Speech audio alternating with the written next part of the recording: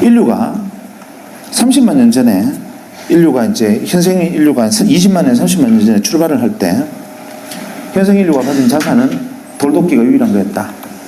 그런데 한 20, 30만 년이 흐르고 난 다음에 인류가 가진 자산은 어마어마하게 문명이 발전했다. 그런데 많은 사람들은 착각하고 있다. 무엇을 착각하고 있느냐 하면 지난 30년간 명멸했던, 태어나서 사라져갔던 모든 인류가 이 문명의 발전에 기여했다고 생각하지만 천만의 말씀이다. 인류의 문명이 이만큼 온 데는 0.1%의 창의적 인간이 다른 사람은 보지 못하는 것을 보고 생각하지 못하는 것을 생각하고 다른 사람은 꿈꾸지 못하는 것을 꿈꾸고 여기가 새로운 세상이다라고 어두운 곳에 깃발을 꽂으면 0.9%의 통찰력과 직관을 갖춘 안목 있는 인간이 그것을 알아보고 거기에 뛰어들어서 한 배를 타고 등을 밀고 손을 당기면서 이루어낸 역사다. 1%의 역사다. 이렇게 말하는 거예요. 그래서 제레미 르킨은 0.1%의 창의적 인간과 그것을 따라 알아보고 협력하고 함께 문명을 건설한 0.9%의 안목 있는 인간, 통찰력 있는 인간, 이 1%가 인류 문명을 이끌었고 나머지 99%를 무엇으로 규정했느냐 하면 잉여인간으로 규정했습니다. 잉여인간이라는 말이 그때 처음 등장했습니다. 가슴이 뜨끔하시죠? 잉여인간, 제레미 르킨은 거기다 갈로에서 이런 말을 썼습니다. 오르게닉 머티리얼. 잉여인간은 오르게닉 머티리얼이다. 유기물이라는 거죠. 그냥 섭취, 배설을 반복하고 이산화탄소를 뿜어내는 존재. 그 다음에 때에 따라서는 자연계로 돌아가서 동물성 사료가 되기도 하는 그런 존재의 99%. 그래서 항상 0.1%가 새로운 것을 주장하면 0.9%가 함께 그것을 이루어내고 나머지 99%는 매번 세상 참 좋아졌다. 옛날에는 이렇지 않았는데 세상 참 놀랍군. 엄청난 일이야. 계속 이런 말만 하면서 따라오는 사람들 99%로 구성되어 있다는 거죠. 그걸 보니까 답이 딱 떨어졌습니다. 한 50가지 정도가 바뀝니다. 그런데 그 중에 가장 중요한 것은 뭐냐면 일단 월급이 한 10배쯤 오릅니다. 그래서 레지던트에서 전문의가 되는 순간 이제부터 비로소 이제 꽃이 피었다 뭐 이렇게 생각하는 시절이죠. 전문의 학교 갔다는 통지를 받고 이제 인생의 꽃이 피었구나 생각을 했습니다. 그때가 지금으로부터 무려 15년 전이니까. 그래서 일단은 취직을 해야 되는데 보통 이제 아주대학병원 또 이제 인턴 레지던트가 수련을 하는 곳이지만 이렇게 레지던트 트레이닝을 하는 대학병원에서는 전문의 자격증을 딴 사람들이 배출이 되면 각 다른 병원에서 인력이 필요한 병원에서 이런 이 수련병원으로 인력 요청서를 팩스로 보냅니다. 그러면 그것을 보고 이쪽에서 다시 이제 이력서를 보내고 몇 번 주고받다가 취업하는 형태를 그때만 해도 취했습니다. 지금과 같이 뭐 웹시대가 아니었으니까. 그래서 제가 전문의 자격 시험을 합격한 다음에 저희 의국으로 들어와 있는 인력 요청서를 보니까 몇 군데 병원에서 외과 의사가 필요하다는 데가 있는데 아직 젊으니까 종합병원에서 좀 더 경험을 쌓는 게 좋겠다 생각하고 일단은 큰 규모의 병원이 어디 있나 하고 찾아보니까 종합병원급에서 온 데가 대전에 한 군데, 서울에 한 군데, 대구에 한 군데, 세 군데가 괜찮아 보였습니다. 그래서 그 세 군데에 제 이력서를 보냈습니다. 그랬더니만 세 군데에서 회신이 왔는데 서울과 대구에 있는 종합병원에서는 그 당시 외과 의사에 대한 평균 연봉과 평균적인 대우, 근무 조건을 따라서 회신이 왔고 대전에 있는 병원 한 군데에서는 그 당시 외과 의사 연봉의 3배를 줄 테니까 오라고 답신이 왔습니다. 3배야. 뒤도 돌아보지 않고 혹시나 다른 사람이 체갈까봐 팩스를 보자마자 바로 전화를 했습니다. 제가 그 병원에 가서 근무해도 되겠습니까? 떨리는 목소리로 얘기를 하니까 그쪽에서 당신을 아주 애타게 기다렸다고 이렇게 말을 해요. 그래서 제가 언제부터 근무하면 되겠습니까? 라고 말하니까 빠르면 빠를수록 좋다고 그렇게 말을 하길래 저는 뭐 내일이라도 가려면 갈 수 있습니다. 이렇게 말을 했더니만 그럼 내일부터 와서 근무해달라 이렇게 말을 하는 거예요. 뭐 두 번 생각할 게 없죠. 돈 많이 준대죠. 또 간절히 나를 필요로 한대죠. 뭐 최선의 직장이었습니다. 그래서 그 다음날 아침에 진짜 보따리를 사서 바로 대전으로 내려갔습니다. 그래서 대전역에 내려서 택시를 타고 병원 이름을 대면서 병원 가자 그러니까 택시기사가 병원을 몰라요. 좀 이상하지 않습니까? 종합병원인데 택시기사가 모르는 게. 그래서 충남대학병원 옆에 어디라고 주소를 가르치더니까 깨우뚱깨우뚱 하면서 찾아갔는데 기사가 막상 가보니까 이제 병원 골조공사만 끝나 있고 응급실, 외래진료실, 수술실 몇 가지만 완성되어 있고 나머지는 골조공사 중이었습니다.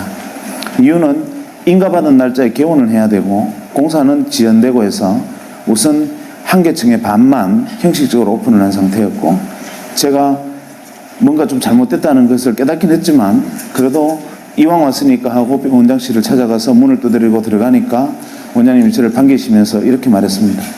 당신이 우리 병원에 온 첫 번째 의사다.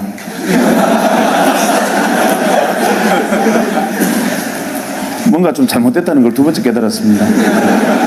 그리고 난 다음에 제가 여기서 무슨 일을 해야 되겠습니까? 이렇게 말을 하니까 하시는 말씀이 원래 당신도 알다시피 병원에는 외과 의사는 무조건 3명이 있어야 된다. 종합병원에. 그래야 한 명은 외래 보고 한 명은 수술하고 또 한 명은 밤에 응급수술이나 응급 상황을 커버를 해야 되기 때문에 그 다음날 쉬어야 되고 이렇게 무조건 3명이 있어야 되는데 우선 혼자 있으니까 3가지 목을 다 하고 대신 월급을 3배로 주겠다. 사람을 한 명 구하면 월급을 반으로 줄이고 3명 다 차면 3분의 1만 받아라 이렇게 말하는 거예요. 제가 그러면 그렇지 저한테 그런 파격적인 혜택을 줄 리가 없는데도 불구하고 유혹을 받아서 갔던 걸 땅을 쳤지만 이미 어떡하겠습니까? 그래서 그냥 돌아서려다가 순간적으로 유혹이 생겼어요. 왜냐하면 어차피 레지던트 하느라고 조금 전까지만 해도 뭐 밤잠 안 자고 일했으니까 레지던트 1년 유급했다 생각하면 1년만 바짝 일하면 나머지 2년은 해외여행 다니고 놀아도 되겠다. 다른 사람하고 똑같다 조건이. 이렇게 생각하니까 또 마음이 편해져요. 그래서 좋습니다. 근무해 보겠습니다 하고 근무를 시작했는데 한 3주가 지나니까 죽을 것만 같아요. 왜냐하면 충남대학병원에서 환자가 밀려들면 옆에 병원 생겼는데 거기 가면 받아준다고 다 보내버리는 거예요. 그래서 낮에 외래진료 20-30명 하고 한숨 돌리려 하면 위에 수술 준비됐다 그러고 수술하고 내려오면 환자 30명 기다리고 또 마치고 실내하면 수술 준비됐다 그러고 남들 퇴근하는 시간대 해그름이 되면은 응급실에 환자 50명 기다린다 그러고 이러는 거예요. 한 3주 정도 지나니까 정말 2시간 이상 잠을 연달아 자보지를 못했습니다. 그래서 이제 거의 휘청거리는 걸음을 걷고 있는데 제가 서울에 있는 모 경제연구소에 근무하는 친구한테 제게 전화가 왔습니다. 전화가 와서 그래 오랜만이다 하고 전화를 받으니까 다짜고짜 이렇게 말을 하는 거예요. 좋은 강연이 있는데 하나 들으러 오지 않겠느냐 이렇게 말해요. 그래서 제가 무슨 강연이냐 물어보니까 미래사회 트렌드에 대해서 프랑스 유학을 갔다 온 아주 똑똑한 친구가 이 강연을 하는데 이게 들어두면 굉장히 좋은 강연일 거라고 일생에 좋은 기회일 거라고 이렇게 말해요. 그래서 제가 그때 그 친구 보고 이렇게 말했습니다. 대전 시민의 생명이 내 양어깨에 다 걸려있다 지금. 지금 경제 강연 들어간다고 병원 비워놓고 갈 상황이 아니다. 말 같지도 않은 소리 하지 마라. 전화를 끊으려 하니까 이 친구가 뭘 하느냐 하면은 이 강연을 안 들으면 평생 후회할 거래요. 그래도 제가 시끄럽다고 전화를 끊었죠. 그런데 되게 여러분들은 안 그렇겠지만 사람이 자기에게 좀 못난 사람들은 누가 평생 후회한다는 둥, 일생일대의 기회라는 둥 이런 말을 하면 그 말이 귓가에 계속 뱅뱅 돕니다. 밤에 수술하다가 배를 가르고 창자를 이렇게 들어올리다가도 도대체 뭐 때문에 이놈이 평생 후회한다 할까 이러다가 도저히 안 되겠어요. 그래서 그 다음날 아침에 원장실 문을 열고 다시 원장실을 찾아갔습니다. 그래서 원장님을 만나 뵙고 이렇게 말씀드렸죠. 선생님, 서울대학병원에서 닥터 보조기가 와서 대장암 라이브 수술 세미나를 하는데 이걸 보고 오면 우리도 대장암 특수 클리닉을 개설하는데 도움이 될 것 같다고 이렇게 말씀을 드리니까 갸우뚱갸우뚱 하시더니만 당신이 공부를 그렇게 좋아하는 줄 몰랐다고 이렇게 말해요. 그래서 제가 배움의 길에 끝이 없습니다. 비록 전문의 시험 치고 왔지만 그걸 더 배워서 나쁠 게 남줍니까? 이렇게 말하니까 원장님이 갸우뚱갸우뚱 하시면서 그래 뭐 공부한다는데 어떡하나 노고를 이끌고 내가 지키고 있을 테니 갔다 와라 이러시는 거예요. 그래서 저는 이제 속으로 쾌재를 부르면서 돌아서는데 갑자기 박사님 좀 보자 그래요. 대개 이제 공식 출장은 뭐 학회가 있으면 세미나 카탈로그나 뭐 이런 게 있을 테니까 그걸 가져오라는 줄 알고 뜨끔했는데 그게 아니라 이분이 가슴에서 지갑을 꺼내시더니만 그때 돈으로 무려 100만 원을 제게 주시는 거예요. 그러면서 이왕 서울 가서 학회 가면 학회 마치고 친구들하고 모여서 밥도 사 먹고 술도 한잔 마시고 놀다가 그 다음날 와라 이러시는 거예요. 저는 정말 이런 세상에 이렇게 뭐 횡재가 있나 하고 이제 돌았었는데 지금 돌이켜 생각하면 이 어른이 거짓말 하는 걸 알았던 거죠. 그러니까 한 3주 직사게 고생을 했는데 이놈 아무래도 거짓말 하는 걸로 봐서 한번 풀어주지 않으면 그냥 그만두고 영 돌아오지 않는 수가 있겠다. 이래서 그냥 용돈을 준 거였는데 저는 속여 넘겼다고 생각했습니다. 그래서 돌아 나왔는데 사람이 이게 말 타면 종 부리고 싶죠. 시간이 생기고 돈이 생기니까 혼자 가기 심심한 거예요. 그래서 누구를 데려갈까 고민을 하다가 아무리 사방을 돌아봐도 그 시간에 강연 들어갈 친구가 없어요. 평일날 오후, 그러니까 수요일 오후 3시에 하는 강연에 참석할 직장 다니는 멀쩡한 친구가 누가 있겠습니까? 그래서 누구를 데려갈까 고민하다가 한 명이 딱 압축이 됐는데 그게 누구였느냐 하면 텍사스 주립대학에서 MBA를 마치고 와서 1년째 백수하던 친구가 있었어요. 여러분들은 그거를 잘 이해를 못 하시겠지만 우리는 베이비붐 세대라서 대학 마치고 할 일이 없으면 대학원을 가고 대학원 막 갔다 와서도 할 일이 없으면 미국 갔다가 그냥 오기 미안하니까 MBA 해서 오는 거 그 다음에 한 1, 2년 백수하는 게 이게 정통 코스였습니다. 그래서 이 친구한테 전화를 했습니다. 강연대를 같이 안 갈래? 저는 그때 놀라운 사실 하나 배웠는데 백수는 보통 사람과 감정 반응이 틀립니다. 우리는 누군가가 자꾸 전화하고 뭐 삐삐하고 핸드폰하고 나를 찾고 부르면 짜증내지 않습니까? 백수는 누군가가 자기 이름을 불러주면 오르가즘 느낍니다. 자기 이름을 불러준다는 그 사실만으로 그 사람에게 가서 꽃이 되는 게 백수입니다. 제가 강연 들어가지 않을래 그러니까 언제 어디서 하는 무슨 강연이 있냐 물어보지도 안 하고 그래 가자 그러는 거예요. 그래서 이 친구 같이 가기로 했습니다. 이 친구가 동대구에서 기차를 타고 대전역으로 오고 저는 대전역에서 만나서 같이 서울의 연구소로 왔습니다. 연구소 강연장에 들었으니까 이 강당보다 한 절반 정도 되는 강당에 좋은 의자들이 한 50개 놓여 있었고 거기에 꽉 차 있었습니다. 연구원들이. 그러니까 박사급 연구원들이 쭉 앉아 있었는데 이분들이 좋게 말하면 프라이드고 나쁘게 말하면 자만심이 이 폐소까지 부풀어 있는 사람들입니다. 지금도 그 연구소가 그런데 93년도에는 다른 박사학위 받고 와서 백수가 기본 코스인데 한국 최고의 경제연구소에 있다는 사실만으로 어깨에 풍선이 이만큼 들어있던 사람들이었습니다. 그래서 자만심이 엄청난 곳이었죠. 제가 작년에 거기 강연하러 갔습니다. 그러니까 13년 전에 강연 들어갔다가 작년에 거기 강연하러 갔더니만 정말 의전으로 사람을 죽입니다. 문을 열고 이제 연구소 앞에 차가 들어가면 수의실 앞에 직원이 나와 있고 의전 담당 직원이 현관에 나와 있고 의전 담당 전무가 나옵니다. 그리고 가서 PT룸 가서 그룹의 연역부터 시작해서 연구소 역사까지 PT를 하고 그 다음에 줄줄이 정중하게 정말 거의 일본 사람 수준으로 극도 예의를 보이면서 강연자를 맞이합니다. 그런데 문제는 뭐냐면 말로는 우리 연구소에 강연하러 와주셔서 대단히 감사합니다 라고 정중하게 얘기를 하는데 눈빛에는 우리 연구소에 강연하러 오라니까 영광스러워 죽겠지 이런 눈빛이 적혀 있는 거 이해하시죠? 무슨 이야기인지. 설마 여러분도 지금 그런 건 아니죠?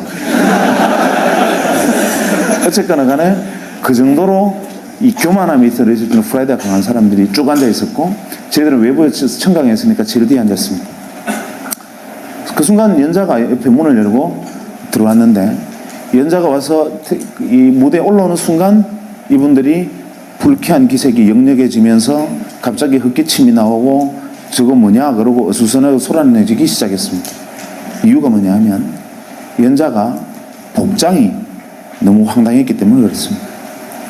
그때니까 지금 13년 전이면 15년 전이면 그때는 길거리에 다닐 때 양복도 다들 검은 양복에 흰색 와이셔츠 입고 다닐 때입니다. 그런데 강연하러 와서 찢어진 청바지에 무릎이 다 나왔고 UCLA 적힌 티셔츠에 뉴욕 양키스 모자를 쓰고 등장한 겁니다. 지금도 그 연구소에는 그렇게 강연하러 가는 사람이 없습니다. 제 정도 복장도 굉장히 파격적인 복장입니다. 그런데 그런 복장으로 나타났으니까 이분들은 모욕당했다고 생각한 거죠. 어디서 저런 낡은 달 같은 놈이 강연하러 왔느냐 뭐 이런 생각을 한 겁니다. 그래서 뭔가 불편한 기색들이 역력했는데 문제는 강연이 시작되고 터졌습니다. 강연이 시작되고 얼마 안 돼서 한 10분 정도 지나니까 뒷줄부터 한 명씩 일어나서 나가기 시작했는데 한 30분 정도 지나니까 다 나가고 앞줄만 몇 명 남고 외부에서는 저희들만 달랑 남았습니다. 대개 그 이유는 강연 내용에 문제가 있었기 때문인데 아무리 강연 내용에 문제가 있어도 그렇지 전원이 퇴장해버리는 경우는 놀라운 일이지요. 제일 앞줄에 남는 사람들은 원래 이 사람들은 성격 이상한 사람들이 항상 제일 앞에 있는 사람들은. 그래서 특별한 경우가 아니면 이분들은 안 나갑니다. 그 다음에 외부에서 온 저희들은 제일 뒤에 있을 때는 연구소 순환버스가 안 들어오면 못 나가니까 그냥 끝까지 앉아 있었고 나머지는 다 나갔습니다. 이유가 뭐냐면 이분이 들어와서 강연을 하는데 강연 주제가 기가 막혔습니다. 제일 먼저 칠판에 제목을 적었어요. 뭐라고 적었냐면 WWW 이렇게 적더니만 다짜고짜 뭐라 하냐면 그리 멀지 않은 미래에 이 W 세상이 온다는 겁니다. 그리고 이 안에는 은행도 들어오고 증권사도 들어오고 이걸로 핵무기도 만들고 전쟁도 이걸로 한다는 겁니다. 딱 들으면서 저는 어떤 생각을 했느냐 하면 저 친구 테트리스 게임 개발하다 미쳤구나, 혹은 망상장애 같은 정신질환이 있구나, 이렇게 생각을 했습니다. 저뿐만 아니라 트렌드나 경제, 그 현상을 연구하는 전문학자들도 저는 저거 과대망상증 환자다라고 배척하고 다 일어나서 나가버렸습니다. 93년도에는 이런 이야기를 하면 그것은 정신병자입니다. 그래서 그때 당시에 외배 개념이라는 것은 여러분 잘 모르시겠지만 모자익이라는 것이 그때가 소개되던 시점이었고, 그때라도 이런 그래픽 기반의 웹 서비스가 이루어질 것이라고는 아무도 상상하지 못하던 시절에 이 사람이 조만간에 그런 세상이 온다라고 얘기를 하는 겁니다. 아마 제가 여러분에게 내일부터는 아주대학에서 각자 로켓 추진기를 한 개씩 지급할 겁니다. 학교에서 그거 타고 집에 가십니다. 이렇게 이야기하는 것과 같은 얘기입니다. 강연이 끝나고 연자가 너무 반응들이 황당했으니까 자기도 민망해서 머리를 긁으면서 그냥 문을 열고 나가는데 아무도 박수 친 사람도 없었고, 아마 그 연구소에 그 전에도 그 위에도 그런 일은 없었을 겁니다. 그 사람 그냥 나갔습니다. 쫓겨나듯이. 저도 이제 강연이 끝났으니까 저를 초대했던 옆에 연구소 친구 보고 이 따위 강연을 들으려고 지금 대전 시민을 내팽개쳐 두고 내가 여기 앉아 있어야 되느냐 항의를 했더니만 연구소 친구가 자기도 이럴 줄 몰랐대요. 미안하다 이래요. 뭐 할 수 없다, 나가서 이제 저녁이나 먹고 놀러 가자 하고 이제 일어서는 순간 갑자기 제 오른쪽에 앉아있던 백수가 자리를 팍 차고 일어서더니만 저보고 빨리 돈 10만 원만 달래요. 10만 원은 뭐하게? 그러니까 너네들끼리 저녁 먹고 따로 놀아라. 나는 저 W하고 이야기 좀 하고 가야 되겠다. 따로 갈게. 경비 좀 돼. 이렇게. 네가 저 사람하고 무슨 얘기를 하느냐? 이러니까 강연에 깊은 감명을 받았대요. 제가 두 번째 백수에 대한 이해를 했습니다. 백수는 보통 사람과 감정 반응이 틀리는 겁니다. 그래서 제가 백수 보고 이렇게 말했습니다. 내가 볼 때는 니나 자나 상태가 비슷하다. 너네들끼리 이야기해봐 서로 도움 안 되니까 그냥 가서 저녁 먹고 집에 같이 가자. 이러니까 막무가내예요. 그래서 할 수 없이 이 경비 여비를 좀 떼주고 우리는 같이 친구하고 저녁 먹고 저는 그 길로 대전에 내려가 버렸습니다. 그런데 문제의 백수가 어떻게 했느냐 하면 문을 열고 뛰어나가서 이 W가 주차장에서 차를 타려고 시동을 거는 순간 차문을 열어제친 겁니다. 잠깐만요. W가 놀라서 왜 이러십니까? 하고 뒤를 고개를 돌아보니까 백수가 그를 쳐다보면서 이렇게 말했습니다. 저는 W를 믿습니다.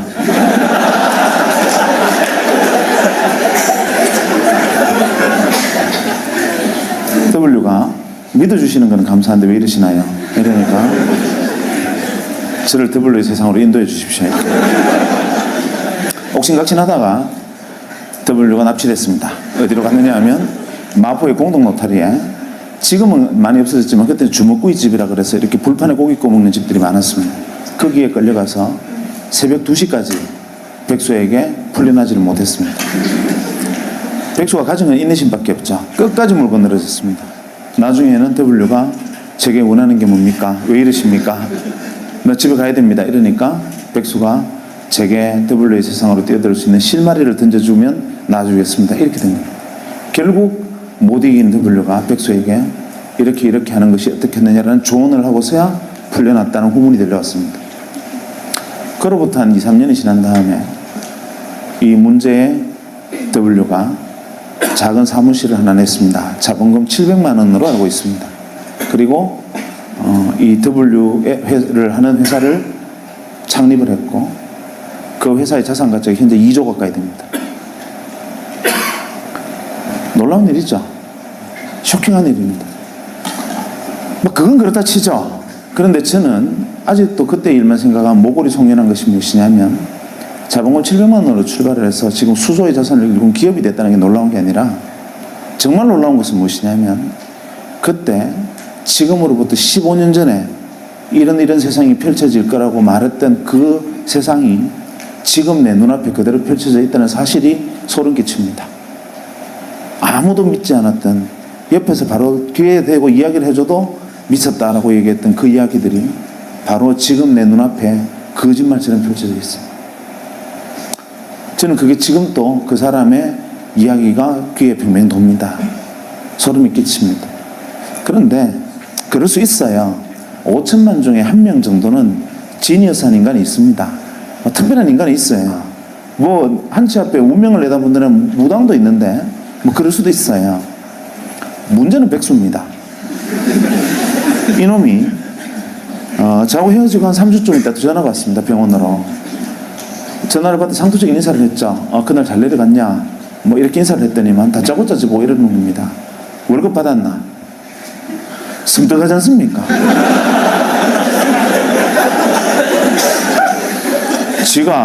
제가 첫 월급 받은 거는 당연히 받았을 텐데 그걸 왜 지가 저한테 묻습니까?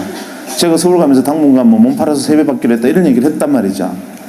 그랬더니만 그래 받기는 받았는데 왜 그러니까 그 돈 내빌려도 이러는 거예요. 좀 심하지 않습니까? 남 첫 월급을 자기 빌려달라. 저희들은 레지던트 때까지만 해도 월급이라는 게 뭐 사실 책값도 안 되고 뭐 그냥 정말 용돈도 안 되게 살아가다가 비로소 사회에 나와서 첫 월급을 받았는데 그거를 자기 달라는 거 좀 심하지 않습니까? 그래서 제가 안 된다. 말 같지도 않은 소리 하지 마라 이러니까 꼭 자기한테 빌려줘야 된대요. 사실 솔직히 말해서 백수가 빌려도 이 말은 그냥 도 이 말이잖아요. 나중에 내가 돈 좀 벌면 생각하자 지금 안 된다 이러니까 하는 말이 지금 그 돈을 빌려주든지 자기하고 30년간의 인간관계를 끊으래요. 마음으로는 끊고 싶죠. 그런데 이게 인간은 사회적 동물이라 제가 지하고 그 일로 인연을 끊으면 남들은 속 모르는 남들은 이렇게 아닙니까? 30년 전에 불알 친구가 고작 돈 몇 푼 빌려달라 했다고 저는 우정을 끊은 나쁜 놈이라 하더라고요. 이렇게 소문이 날 거 아닙니까? 우여곡절 끝에 제가 받았던 첫 월급 중에 60만 원을 제가 최소 생계비를 지배하고 이놈한테 다 뺏겼습니다. 지금도 그것만 생각하면 뼈가 아픕니다. 어쨌거나 제 돈을 빌려갔어요. 그리고 이 녀석이 무슨 짓을 했느냐 하면 혹시 여기 대구 출신이 계신지 모르겠지만 대구에 가면은 범어동에 대구은행 본점이 있고 그 뒤에 작은 분식집들이 좀 있었는데 그 분식집에 작은 방을 하나 빌리고 거기서 사업을 시작했습니다. 그래도 또 좀 시간이 지나서 제게 전화가 왔습니다. 한동안 연락이 없다 전화를 받았는데 여보세요 하니까 내다 이러는데 그놈 목소리예요. 그래서 제가 전화 받자마자 나 돈 없다 이러니까 돈 이야기가 아니니까 안심하래요. 그럼 왜 전화했냐 그러니까 자기가 제 돈 빌려 사업을 시작했는데 그거를 좀 도와줘야 되겠대요. 돈 말고 내가 뭘 도와주냐 그러니까 아주 단순하니까 주소만 하나 만들면 된대요. 그게 무슨 주소 그러니까 내가 대전시 중국문화동 46-1번지가 내 주소인데 무슨 주소를 또 만드냐 이러니까 그건 아니고 굉장히 단순한 건데 가상 주소를 하나 만드는데 그 이유서는 뭐냐면 편지를 주고받는데 필요한 거래요. 내용을 듣고 보니 지금으로 말하면 이메일 시스템을 운영을 하는데 거기에 이제 아이디를 만들어라 이 말입니다. 그래서 제가 첫 번째 바로 이렇게 말했습니다. 니 내 돈 빌려서 거지 됐나? 첫째, 냉철한 지성과 합리적인 판단력으로 볼 때 너는 무조건 망한다. 왜냐하면 내가 세 가지만 물어볼게. 첫째, 너 1년에 편지 몇 통 쓰냐? 네가 1년에 편지 3통 이상 쓰면 내 손에 장을 지진다. 대개의 사람이 다 그럴 텐데 그거를 컴퓨터를 통해서 편지를 주고받는 사업이 되겠나? 무조건 안 된다. 두 번째, 설령 편지를 3통 이상 쓰는 사람이 있다 치자. 그래도 우표값 30원이 아까워서 그거를 컴퓨터를 해서 쓰겠나? 셋째, 편지란 착오로 6필로 쓰는 거다. 이 사업은 무조건 안 되는 사업이다. 하니까 이 친구가 하는 말이 W가 말씀하시기를 에브리바디가 컴퓨터로 편지를 쓰는 날이 온다 했다는 거예요. 그래서 제가 그날 내가 너를 데려간 내 업보다 하고 어쩔 수 없이 아이디를 하나 만들어줬습니다. 그때 만들었던 아이디가 뭐냐면 어펜딕스입니다. 이 어펜딕스는 여러분들은 그냥 금방 떠오르는 게 부록이나 목차라는 뜻을 떠올리겠죠. 제가 이 녀석한테 어펜딕스를 하겠다 그러니까 부록, 목차, 역시 너는 철학적인 놈이야 이러는 거예요. 사실은 어펜딕스는 의학용어로 맹장이라는 뜻입니다.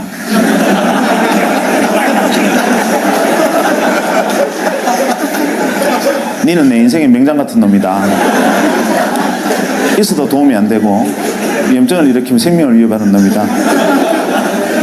마음만 먹었으면 뗐으면 좋겠는데 멀쩡한 배를 가를 수는 없는 너는 바로 이런 놈이야 라는 저주와 야유와 조롱과 경멸을 담아서 만들어졌습니다. 또 시간이 흘렀습니다. 그 다음에 저희 병원에 전용선이 들어왔습니다.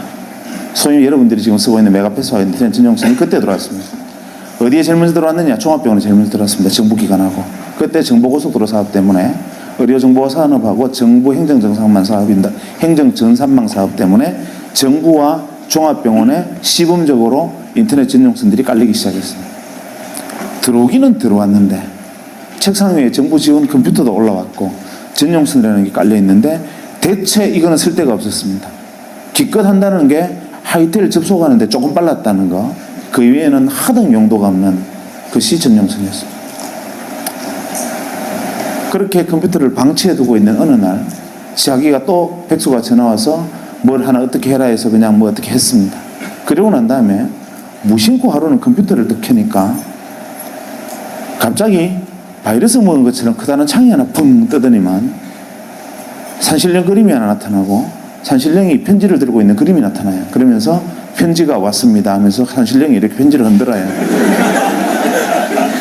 이게 뭐야 하고 클릭을 하니까 동창회 소집 공고 제목이 이렇게 되어 있는데 아 이놈이 한다는 짓이 기껏 한다는 짓이 이거구나 하고 투덜거리며 냉소적으로 바라보다가 잠깐 놀랐습니다. 뭐냐면 수신인이 170명 수신인 명단에 170명으로 되어 있어요. 그래서 제가 어라 170명한테 한 방에 다 보낼 수 있으면 이거는 뭐 그런 대로 나쁘진 않네 하고 거기다가 답장하기 기능을 통해서 모두에게 하시겠습니까? 그때만 해도 그렇게 후진적으로 답장하기 모두에게 하시겠습니까? 예 하고 나는 대전에 무슨 병원인데 너네들은 어딨니? 하고 보냈더니만 이틀 만에 무려 한 7, 80명의 동창으로부터 편지가 쏟아졌습니다.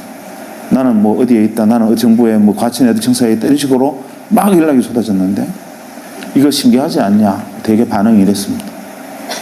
알고 보니 백수가 동창회 명부를 들고 정부나 대기업, 종합병원 같은 데 전용선이 들어와 있을 만한 곳에 근무하는 친구들을 일일이 전화를 해서 설명하고 가입하게 하고 그 다음부터 낚시질로 메일을 계속 낚시 메일을 던지고 있었던 거예요.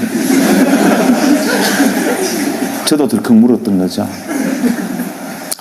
그날 이후로 저희 병원의 진료가 마비가 됐습니다. 이유가 뭐냐면 저희 병원 직원들한테 소개를 했더니만 다들 메일놀이에 빠져가지고 지금으로 치면 메신저를 메일을 메신저처럼 사용한 겁니다. 건강원에서 어제 저녁에 뽀뽀하는 거 봤다 이러면 선생님이나 신경 쓰세요 뭐 이런 식으로 왜 하루 종일 메일놀이 너무 신기하니까 메일놀이를 시작한 거죠. 저희 병원 직원이 다 가입하는데 일주일이 안 걸렸습니다.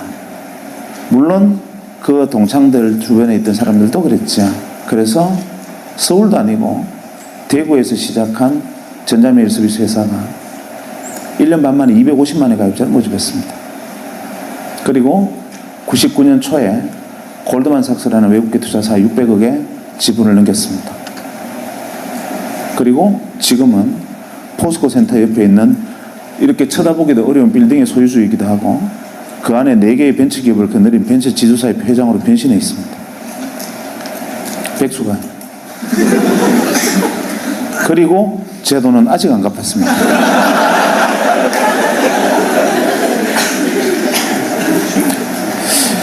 놀라운 일이었죠. 이게 대한민국 최초의 상용메일 서비스였습니다. 우리나라에서 최초로 상용메일을 서비스했던 것이었고 정말 엄청난 일이었습니다.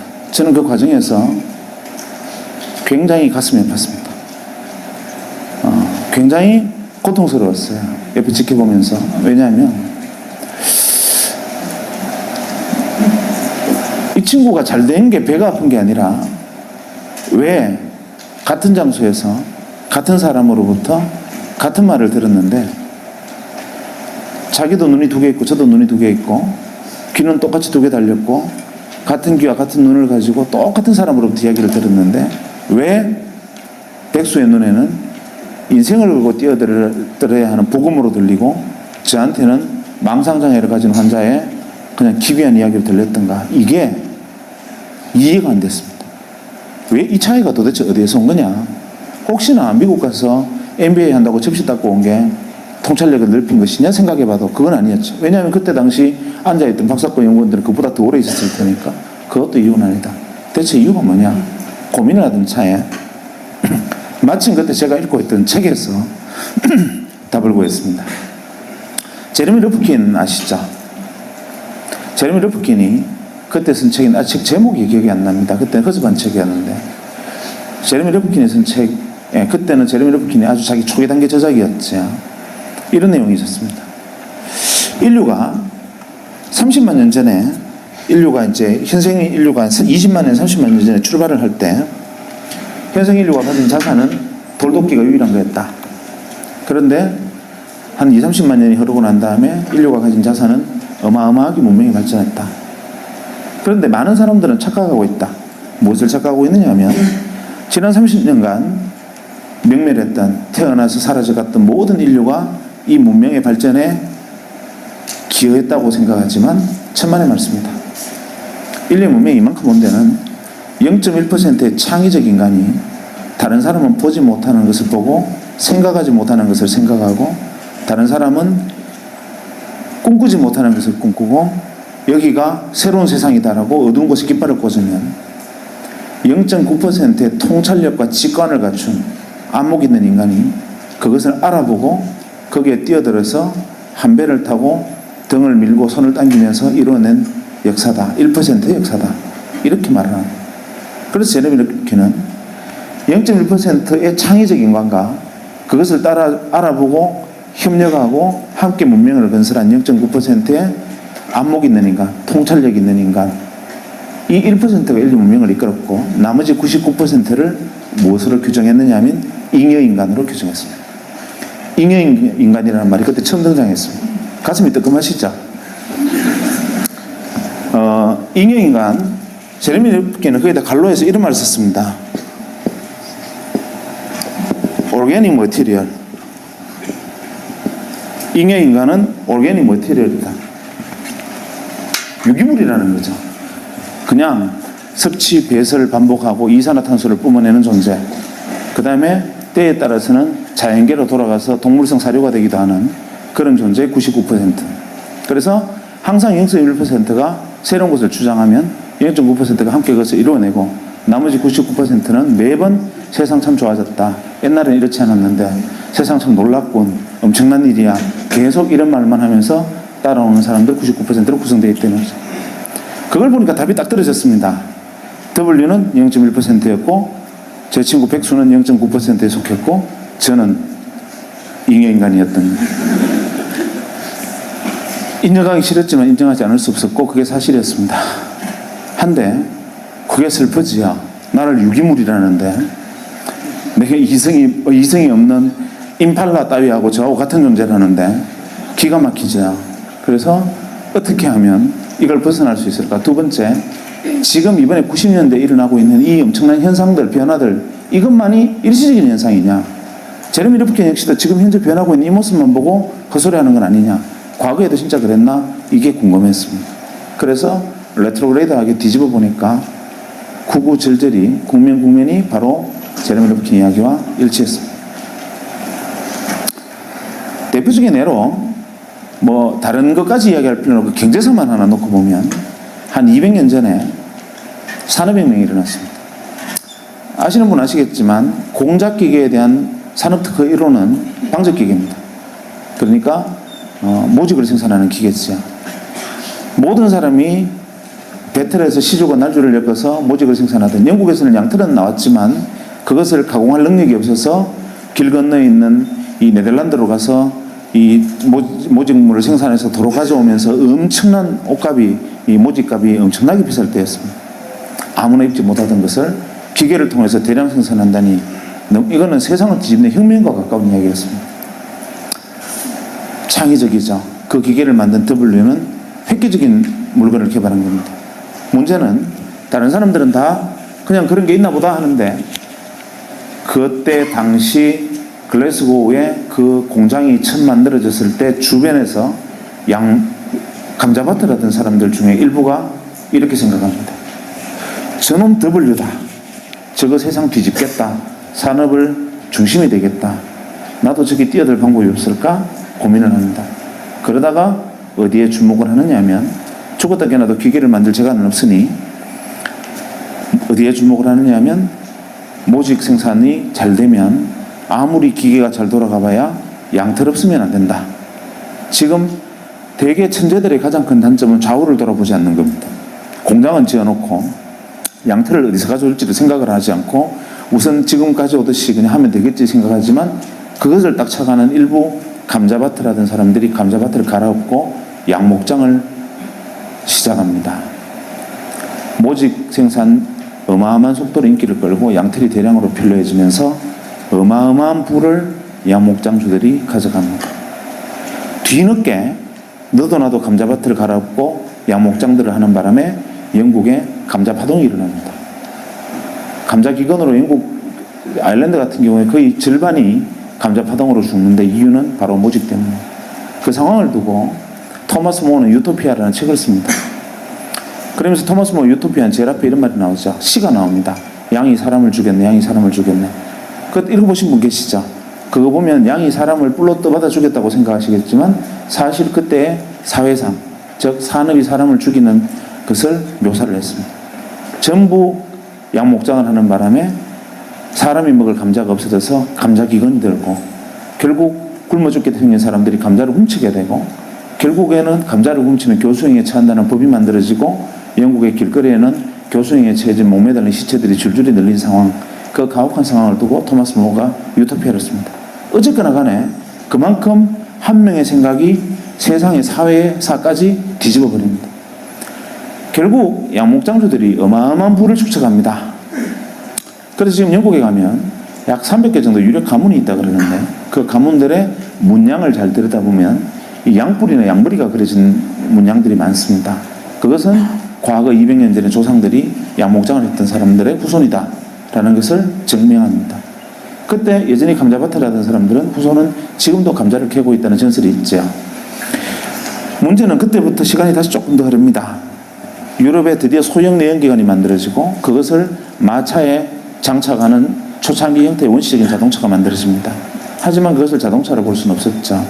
근대적 개념의 자동차를 제일 먼저 만든 사람이 누구냐 하면 헨리 포드입니다. 1903년에 헨리 포드가 자동차라는 걸 만듭니다. 변속기, 악셀레이터도 붙어있는 이 소위 말하는 클러치 장치까지 만들어진 자동차라는 것을 헨리 포드가 개발합니다. 미국에서 제작 발표합니다. 거창하게 자동차를 세워놓고 제작 발표회를 딱 할 때, 그때마다 뭐 레이싱걸은 없었겠죠.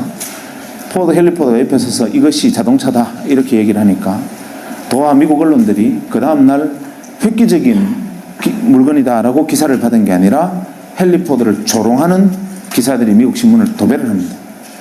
기사 내용은 이렇습니다. 헨리 포드는 쪼다가 자동차라는 물건을 하나 만들었는데 이거 아주 웃기는 물건이다. 왜냐하면 이거 한 대 만드는데 기차보다 돈이 더 들었단다. 기차 한 대보다 더 비싼 생산 단가로 자동차라는 것을 만들었는데, 그것을 실제로 보니 기차는 100명이나 타는 데 비해서 자동차는 고작 4명밖에 못 하더라. 이딴 걸 만들어 놓고 신기술이라 그러니 헨리 포드가 얼마나 쪼다냐, 이런 기사를 만들고, 심지어는 워싱턴 포스트의 경우에는 헨리 포드가 자동차를 거꾸로 들고 벌 쓰는 그림까지 그립니다. 만평으로. 헨리 포드가 투자자를 모집하려 하는데 못 구합니다. 아무도 그 사업에 뛰어들지 않죠. 좌절하고 절망합니다. 그리고 비망록에 이렇게 씁니다.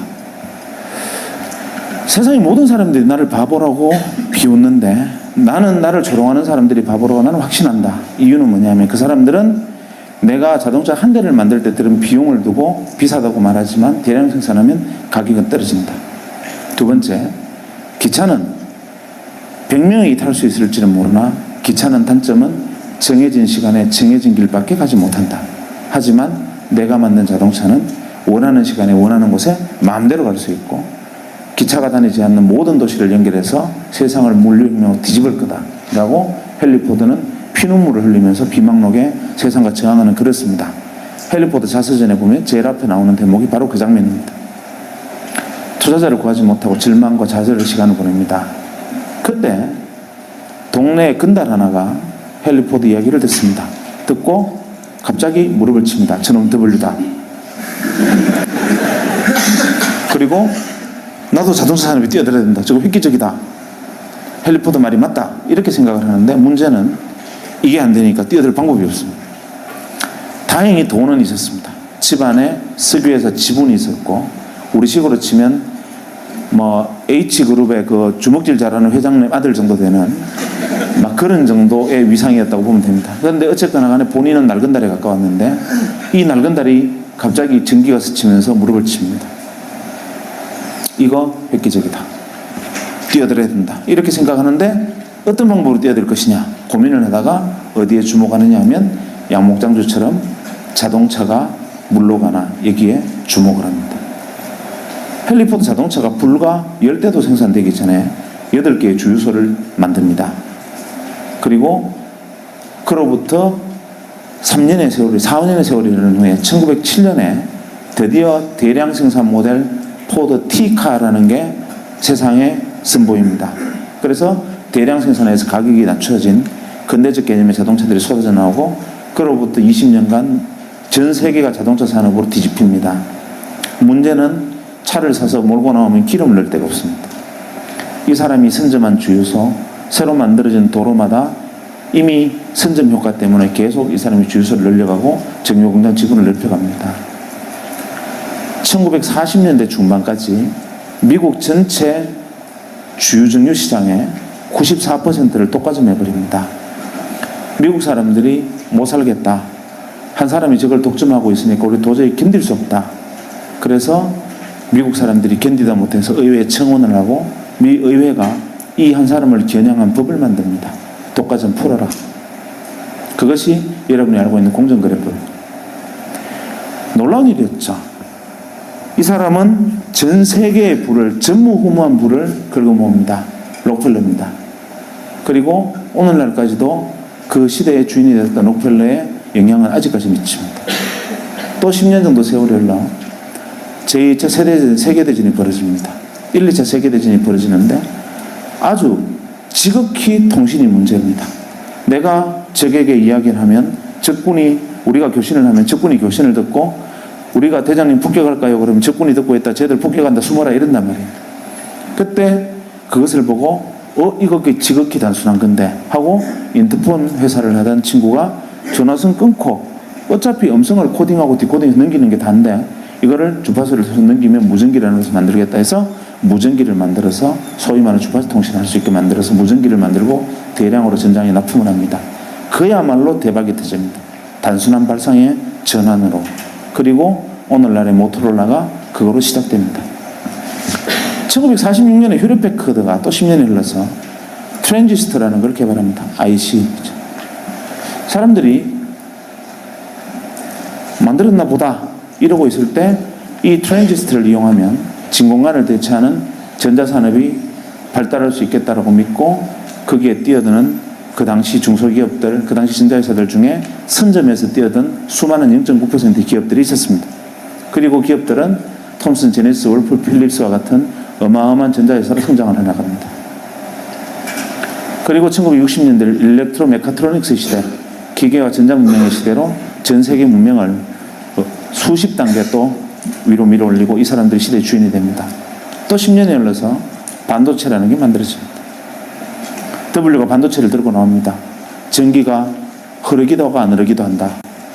전기가 깜빡깜빡 하는 게 반도체다. 99%들이 묻습니다. 어쩌라고? 이때 그것을 보고 이것이 이 강당만한 애니악 대신에 개인의 책상 위에 올려놓을 수 있는 컴퓨터를 이걸로 만들 수 있겠다고 생각하고 창고에서 조립해서 퍼스널 컴퓨터를 만드는 사람이 생기고 그것으로 다시 80년대가 컴퓨터의 시대로 또 한 시대를 업그레이드하고 새로운 문명이 발달하고 시대의 주인들이 무수히 등장합니다. 그리고 90년대 제가 만났던 바로 그 시대가 돌아왔습니다. 이러고 보니 몇십 년마다 계속 기회를 주어지고 기회를 만들어내는 0.1%와 창의적 인간과 그것을 알아보고 잽싸게 뛰어드는 통찰력 있고 직관이 있고 안목 있는 인간, 나머지 99%들이 계속 세상 살만해라고 외치는 99%들이 끊임없이 반복되어 왔던 역사다라는 것을 뒤늦게 깨달았고, 저도 그때 뒤늦었기는 했지만 0.9%가 되고 싶었는데 도저히 제 눈에는 뭐가 떠블는지 보이질 않았습니다. 그러던 차에 문제의 원장님이 저를 불렀습니다. 원장실에 들어갔더니만, 박 선생, 그동안 우리 병원이 초기 개원해서 어려운 시절에 고생했는데 선물 하나 줄게 이러시는 거예요. 뭡니까 하니까 서랍을 썩 여시더니만 시커먼 물건을 하나 그 책상 위에 탁 올리시더니만 이건 자네 해라 이러는 거예요. 핸드폰이었습니다. 그때 핸드폰은 어떤 물건이었냐면, 핸드폰을 들고 로데오 거리를 지나가면 페라리 오픈카를 타고 지나가는 것과 똑같은 시선을 받았습니다. 그 핸드폰을 들고 그때 가입비가 한 250만 원, 기계값도 그에 준하는 만큼 비쌀 때였고, 그걸 현재 돈으로 환산하면 거의 그랜저 한 대 값입니다. 그것은 아무나 들고 다니는 물건이 아니었습니다. 그것은 재벌그룹 회장 정도나 들고 다니는 건데, 저는 그때만 해도 원장님이 그걸 저한테 주시는 순간 내가 이 병원에 뼈를 묻겠다고 생각했습니다. 근데 사실은 내용을 알고 보니까 어차피 병원에 이익이 나면 세금으로 내야 되는데, 그때는 가입비 비싼 물건을 하나 사면 그것은 이익을 디파짓한 경비 처리가 가능하니까 사실 수익을 디파짓하려고 몇 대 사서 준 건데, 어쨌거나 간에 저는 고마웠죠. 그거를 들고 대전역에서 기차를 타면 난리가 납니다. 제가 3시 기차를 타면 간호사들 보고 3시 5분에 전화를 하라 그럽니다. 기차가 들컹들컹 출발할 때쯤 되면은 3시 10분만 되면 옥션을 통과하면 전화가 안 됩니다. 그래서 딱 3시 5분에 전화해야만 통화가 됩니다. 대전권에서만. 그래서 기차를 타서 자리에 앉아서 기차가 들크덩 하는 순간 전화벨이 울립니다. 가방을 열고 전화를 꺼내서 뚜껑을 열고 여보세요 하는 자리에서 일어서는 순간 쓰러집니다. 그냥 영화 찍습니다. 그러면 그 안에 있는 모든 승객의 시선이 저한테 꽂히면서 어떻게 저런 분이 기차를 다 타셨을까? 소박도 하시지 뭐 이런 눈빛으로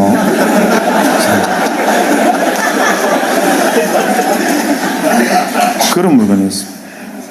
그거를 들고 고향의 친구들 모임에 가서 자랑을 했습니다. 너네들 이거 뭔지 아냐? 핸드폰인데 구경해봤나? 이러니까 다들 막 신기해서 막 만지는 거예요. 제가 다른 버튼은 다 눌러도 되는데 녹색으로 샌드라고 써 있는 건 절대 누르면 안 된다. 이렇게 얘기하면서 이제 애들이 만지는 걸 보고 제가 이렇게 말했습니다. 야, 지금은 우리가 페이저, 삐삐를 차고 다니지만 그리 멀지 않아서 언젠가 이놈도 좀 싸지면 우리도 핸드폰 다 들고 다니는 시절이 오지 않겠냐. 이렇게 무심코 말을 했는데 제 친구들이 전부 다 하나같이 무슨 소리 하느냐는 거예요. 바보 아니냐는 겁니다. 왜냐하면 7,000원만 내면 삐삐를 주고 한 달에 2,000원, 3,000원만 내면 한 달 내내 마음대로 쓸 수 있고 마라도 가도 삐삐가 터지는데 뭐 하려고 그 큰 걸 들고 다니면서 비싼 통화를 물으면서 들고 다니느냐. 그거는 아무나 쓰는 삐삐만 해도 충분하다. 이거는 핸드폰이라는 것은 상용화될 수 있는 물건이 아니다. 다들 놀랍게도 전원이 반응이 그랬습니다. 그 순간 데자뷰, 기시감을 느꼈습니다. 이거 어디서 봤는데 이 장면을 내가 어디서 지금 예전에 어디서 한번 경험한 듯한데 이게 뭐지? 하고 생각해 보니까 예전에 해리포터의 자서전에서 읽었던 해리포터의 이야기를 100년이 지난 다음에 서로 핸드폰 대신 자동차 대신 핸드폰이 되고 서로 친구들과 제가 이야기를 주고받고 있다는 사실을 깨달았습니다. 그래, 이게 W구나. 갑자기 눈이 번쩍 뜨는 거죠. 그리고 뒤도 돌아보지 않고 병원으로 달려가서 총무과에 전화를 했습니다. 이거 어디서 샀느냐 물어보니까 한국이동통신 주식회사라는 회사가 있는데 거기 가입을 했고 기계는 모토로라라는 미국 회사래요. 그 길로 여기 뛰어들어야 된다 생각을 했지만 뛰어들 방법이 없죠. 배운 거는 칼질하는 것밖에 없는데 제가 그걸 할 수 있는 방법은 없고, 그렇다고 가운 벗고 이동통신 대리점 할 수도 없고, 이걸 어떻게 하면 될까 생각할까 고민하다가 이 회사의 주식을 사면 되겠다 말했습니다. 그래서 이 회사에 주식 투자를 해보려고 주식을 사보려고 보니까 공기업이라서 거래가 안 돼요. 그때 한국이동통신, 지금 SK텔레콤 전신은 공기업이었습니다. 그런데 마침 SK그룹으로 넘어간다는 소리에 한국이동통신 주식회사를 다니던 사람들이 자기가 가지고 있던 자사주를 명동 사채시장에 내다 팔고 있었습니다. 그때 당시 명동 사채시장에 가면 금강 구두표 10만원짜리 8만원, 엘칸토 구두표 10만원짜리 7만원, 한국이동통신 주식 2만원, 대량 입하, 대량 구매 시 협의 가능, 이런 식으로 펄럭펄럭 하면서 이 종이들이 붙어 있었습니다. 저는 사실 그때 그 내용을 정확히는 이해를 못했지만 왠지 뛰어들어야 된다고 생각했고, 가서 월급만 받으면 제 생활비를 제외하고는 가서 무조건 그때 그 한국이동통신 자사주를 샀습니다. 그리고 바로 얼마 안 돼서 SK텔레콤으로, SK로 넘어가서 SK텔레콤이 되고 주식시장에 상장이 됐는데 무려 6만 5천 원이 된 거예요. 야, 이거다 라고 생각을 했으나 W에 올라탔는데 3배의 수익을 냈다는 것 자체로 W라고 보기에 좀 어렵지 않습니까? 그래서 이게 W가 아니었나? 이렇게 생각하다가 아니야, W 맞을 거야 생각하고 그래도 6만 원을 해도 사자 하고 월급 생기면 주식을 샀습니다. 주식을 산 게 아니라 사실은 제가 순간 믿었던 W라는 곳에 뛰어드는 차비, 티켓으로 생각하고 그냥 그 샀죠. 시간이 조금 그리 멀리 흐르지도 않아서 3, 4년이 지난 다음에 제가 99년 말에 이제 한 시대가 끝났구나, 이제는 그만하자 하고 털고 나올 때 그걸 다 주식을 매도할 때 520만 원이 돼 있었습니다. 주식이. 그러니까 2만 원에 산 주식이 520만 원이 돼 있었던 거죠. 세상 사람들이 저보고 그때부터 주신이라고 불렀습니다. 주식 투자의 대가다. 저는 억울했습니다. 나는 주식 투자를 한 게 아니고 정말 내가 그 순간 우연히 다행스럽게 지나가는 마지막 W 버스를 아슬아슬하게 뛰어들어서 범퍼 위에 올라타서 딱 붙어서 그 버스에 올라타고 다행히 다음 정거장으로 갈 수 있었던 것 뿐인데 그거를 주식 투자라고 오해를 했습니다. 그래서 모 방송국에서 의사 한 사람이 이동통신 주식을 사서 대박 터졌다라는 소문을 듣고 왔다고 취재를 요청하는 거예요. 저 아닙니다. 어느 물어봐서 제가 핸드폰 그거 하게 생겼습니까? 이렇게 거절을 했었는데 알고 왔다는 거예요. 그래서 혹시나 그냥 나갈까봐 약속을 했죠. 그것이 알고 싶다처럼 탁장 밑으로 다리만 찍고 이름하고 이런 소속은 바꿔서 나가기로 하고 이제 슬리퍼 신은 발만 밑으로 이제 찍기로 하고 했습니다. 그런데 그날 저녁에 뉴스에 의사 출신 주신 이래가지고 얼굴까지 홀라당 다 나와버렸어요. 그 시대는 그랬습니다. 약속이라는 게. 그래서 그때부터 어쩌다 보니까 밖에 끌려 나와서 이렇게 이야기를 하고 다니지만 저는 계속 항변합니다. 지금도 나는 주식 투자자 아니다. 나는 그냥 W 버스를 올라타기를 기다리는 승차 대기자일 뿐이다 라고 주장을 하죠.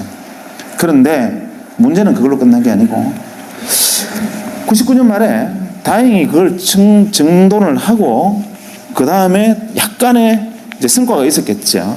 문제는 그 성과가 여러분이 상상하는 것처럼 엄청나게 돈을 번 건 아닙니다. 왜냐하면 월급 받아서 생활하고 나머지 돈으로 조금씩 정리했으니까 레버리지는 컸을지 모르겠으나 만약에 지금처럼 저도 이제 의사 생활 많이 하고 돈 많이 벌고 만약에 그렇게 했었으면 지금 재벌 됐겠지. 그런데 그런 것은 아니었으나 어쨌거나 간에 티켓을 끊고 3등석에 타는 건 성공했다. 이런 정도였는데 어쨌거나 그 작은 성과를 낸 다음에 2000년에 바로 고민을 해야 될 거 아닙니까? 왜냐하면 2000년에 새로운 버스가 올 테니까요. 자, 내가 이제 99%가 아닌 정말 유기물이 아닌 반드시 1% 안에 들어가는 인간이 확실하다면 2000년대에 새로운 버스가 내 눈에 보여야 되는데 내가 W가 아닌 건 잘 압니다. 많은 사람들이 자기가 창의적인 천재가 아니라는 사실은 본인이 잘 압니다. 근데 세상은 그걸 무시하고 애서 천재가 되라고 얘기하지. 학교 다니는 애들 보고도 영재교육원 같은 데 보냅니다. 구슬에 흙이 묻은 걸 닦으면 구슬이 되지만 자갈 들고 아무리 닦아도 옷만 받고 납니다. 그런데 엄마들은 자갈을 들고 계속 광을 내겠다고 영재교육원도 데리고 다니고 여러분 많이 시달렸지요. 이 중에 W가 있으면 앉아있는 태도가 틀립니다. 물구나무를 서 있다든지 아니면 저기 천장에 매달려 있다든지 뭐 다를 겁니다. 아니면 눈빛이 광안이라든지 뭐 이런 뭔가 달라요. 우리는 그 0.1%를 두고 그런 이상한 행동하는 돈키호테라고 99%는 돈키호테라고 부릅니다. 그런데 실제로 그런 행동을 하는 사람 중에 99%는 돈키호테가 맞아요. 그게 문제입니다. 그러니까 일개사단에 돈키호테가 있으면 한 명이 더블려고 나머지 9,999명은 진짜 또라이거든요. 문제는 안목을 가진 0.9%들은 그 1만 명의 일개사단의 돈키호테 중에 하나의 W를 발견할 줄 아는 안목을 가진 사람이 통찰력과 직관을 가진 사람이고 나머지 99%들은 보고 저것들 또라이 이렇게 생각해버립니다. 매번 앞서 나가는 사람을 보고 저거 정신 나갔다 또라이 떨은 끄집어내린다. 이러니까 옛날에 미셀 푸코와 같은 철학자들은 감시와 처벌이라는 책을 통해서 인간이 가지고 있는 어리석음을 통렬하게 비판하게 됐습니다. 어쨌거나 간에 2000년대 새로운 버스를 올라타지 못하면 저는 다시 99% 유기물을 재확인하는 거니까 올라타야 되겠는데 아무리 사방을 돌아봐도 뭐가 W인지를 보이지가 않았습니다. 새로운 10년의 W가 뭐냐? 제 눈에는 안 보였습니다. 그래서 저는 지금도 잉여인간은 확실하다고 생각합니다. 저는 그 정도도 1%가 안 되는 거는 확실합니다. 안 보였어요. 고민을 했습니다. 아무래도 안 보였다. 어떻게 하면 좋을까? 방법은 있죠. 가서 많은 사람들의 이야기를 듣고 내 눈에 안 보이는 건 보이는 사람들의 이야기를 들으면 된다. 그래서 그 이야기를 듣기 위해서 2000년 말부터 2001년 중반까지 과감인지 무모인지 모르겠지만 백수로 돌아가기로 결정을 했습니다. 그래서 제가 그때 한 10개월 정도를 백수를 했습니다. 의사를 그만두고 한 10개월간 놀았습니다. 놀면서 무슨 짓을 했느냐 하면 제가 생각할 때 이 사람은 W일지 몰라라고 생각하는 나보다 똑똑하고 많이 공부했고 내가 속하지 않았던 집단에 참여하고 있는 사람들을 찾아가서 만나서 이야기를 들었습니다.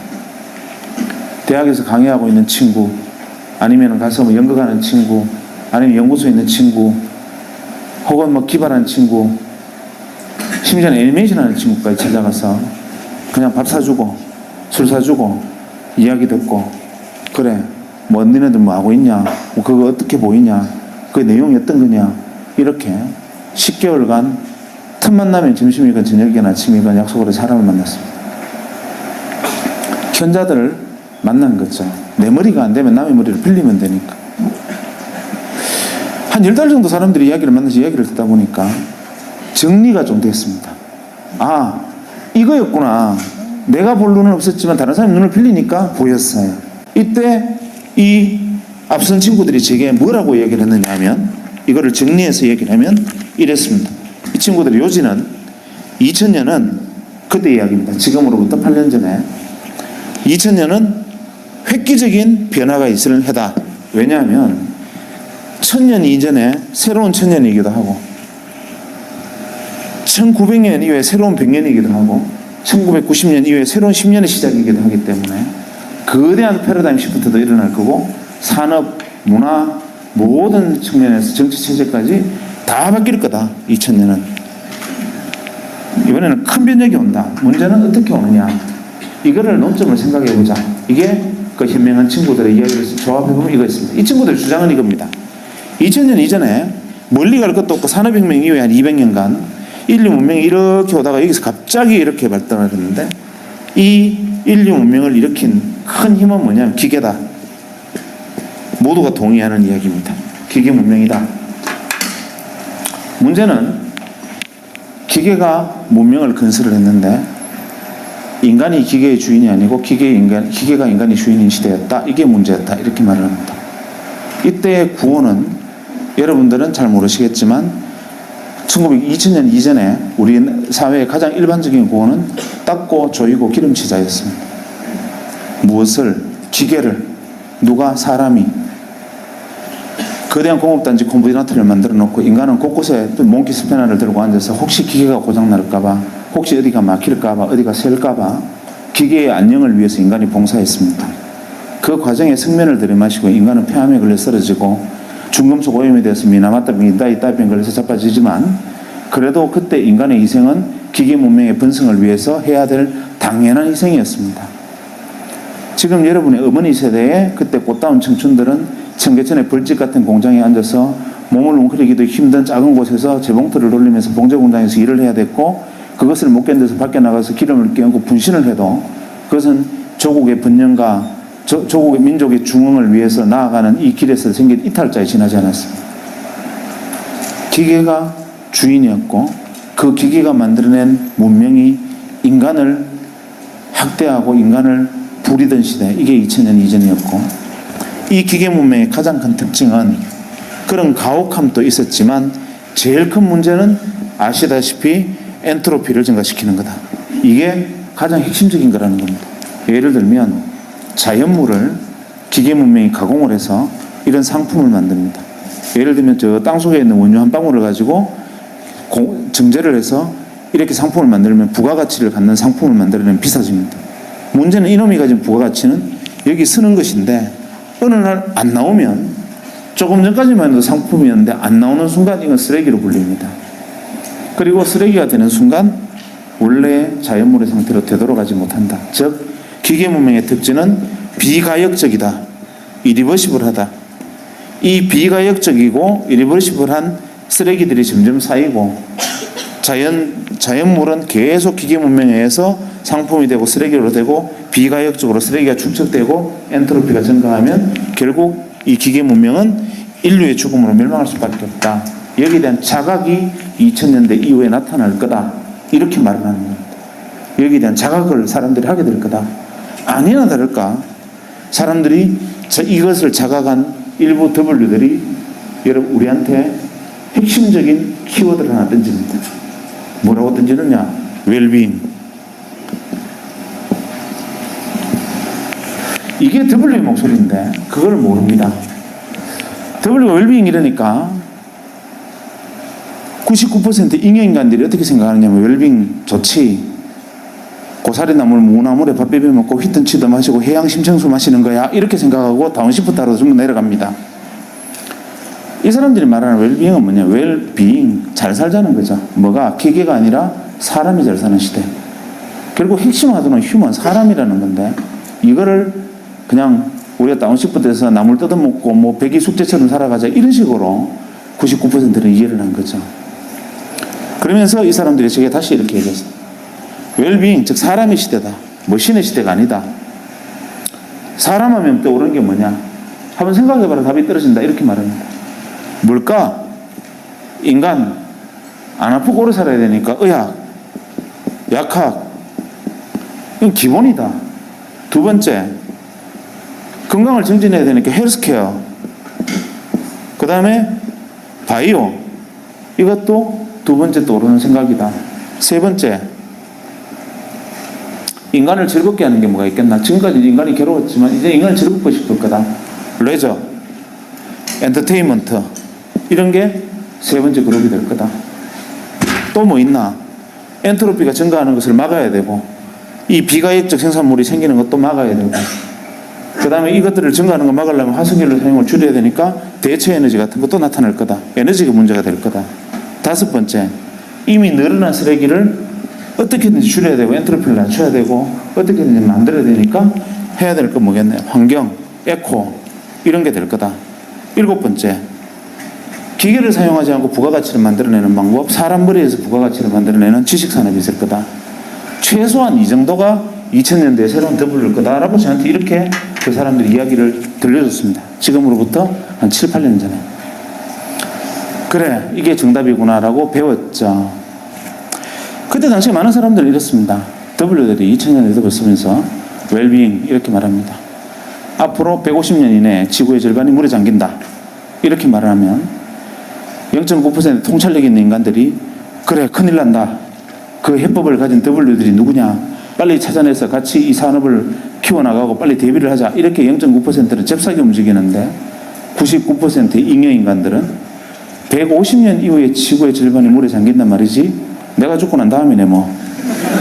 이게 99% 잉여인간들의 보통의 생각이었습니다. 정답은 저로서는 굉장히 쉬운 선택이었습니다. 저는 의사니까 의학학 분야에서 늘 들어가 있었고, 제가 잘할 수 있는 건 헬스케어 바이오 쪽이니까, 그래서 그때 2001년도에 2000년 말에 생긴 작은 성취를 이 바이오 산업에 뛰어드는데 사용을 했고, 그때 제가 시작한 이 유전자 진단 사업이 이제 한 6년 만에 자리를 잡아서 내년에 코스닥에 상장을 하게 될 겁니다. 요게 이제 바이오까지였고, 그 다음에 대체 에너지나 뭐 에코 이 부분은 제 전공이 아니니까 그만두자. 마지막 지식산업, 이거는 해볼 만하다. 이 지식산업은 주로 어떤 게 지식이 있을까? 쉬웠죠. 예를 들면 여러분들 중에 서울에 광화문에 파이낸스 센터를 한번 가보세요. 기회가 있으면. 가보면 지하에 가서 그냥 그 뭐 똠양꿍 이런 거 먹으러 가지 말고 위에 가보면 입주업체 명단을 한번 보세요. 위에 보면은 뭐 스탠다드 채터드 커스타디 보도 거기 들어와 있고, 도이치뱅크 들어와 있고, 김현장 법률사무소 광화문 사무소도 들어와 있고, 그다음 맥킨지 컨설팅도 들어와 있고, 거기 쭉 들어와 있습니다. 저는 가끔 갈 때마다 그 생각을 합니다. 현대자동차 울산 공장에 거대한 공장을 만들고 수만 명의 근로자들이 일을 하고 엄청난 화석 에너지를 소모하면서 엔트로피를 증가시키는 사업들하고 화석연료를 사용합니다. 그렇게 해서 하루에 벌어들이는 돈이 잘 나가면 한 10억, 재수 없으면 못 벌 때도 있습니다. 파이낸스 센터에서, 광화문 파이낸스 센터 건물 하나에서 생기는 거래되는 부가가치의 크기는 현대자동차 울산 공장에서 생기는 부가가치보다 10배는 넘습니다. 아니 어쩜 100배쯤 될지 모릅니다. 그런데 그 엄청난 부가가치를 창출하고 거래하는 파이낸스 센터의 생산시설이 뭐냐? 아무리 돌아봐도 옥상에서부터 1층까지 기계라고는 없습니다. 사무실마다 들어가 봐도 책상에 화분 몇 개 있고 컴퓨터 몇 대 있고 사람들 왔다 갔다 하고 이게 전부입니다. 어떠한 연료도 화석연료도 사용하지 않고 기계도 없고 생산물도 만들어내지 않는데 부가가치는 어마어마한 부가가치를 쏟아내고 있습니다. 반대쪽 울산에 가면 현대중공업, 현대자동차 거대한 장치에 경기가 좋을 때는 흥청망청하다 경기 나쁘면 전부 실업자 됐다가 이런 일들이 반복되면서 지금도 거대한 생산시설을 운동하고 있지만 그 가치는 파이낸스 센터 하나에 들어와 있는 가치의 10분의 1도 안 됩니다. 하루 생산 기준으로. 뭘까? 이게 정답이 있는 거죠. 기계문명의 시대에는 기계를 통해서 부가가치가 나옵니다. 인간은 어떤 인간이어야 되느냐면 기계의 안녕을 위해서 또 일사불란한 기계문명의 거대한 컴비나트나 공업단지 시스템에 맞는 인간이 복무해야 됩니다. 그렇게 만들어져야 됩니다. 인간은 볼트가 너트에 맞는 볼트를 만들어야지, 너트는 딱 이렇게 정해져 있는데 볼트가 너무 크다든지 너무 작으면 쓸모없는 인간이 됩니다.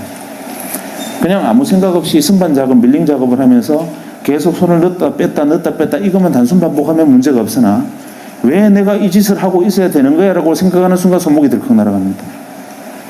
벌집 같은 공장에서 왜 내가 이것을 하고 있어 라고 생각하는 순간 분신을 하든지 아니면 가서 머리채 끌려나가든지 이렇게 소위 말하는 사회 부적합형 인간이 됩니다. 이 시대에는 일관된 프로세스와 모든 것이 정해져 있는 데에서 왜라는 질문은 금기였습니다. 여기서는 왜라는 질문을 하는 것은 이 사회 부적합형 인간이 되는 겁니다. 이때는 왜라고 질문하면 안 됩니다. 거기에 가장 맞는 최선의 인간들이 만들어지고 길러져야 했던 시대고 그것이 이 시대의 인간이었고 산업이었고 주체였습니다. 여기서는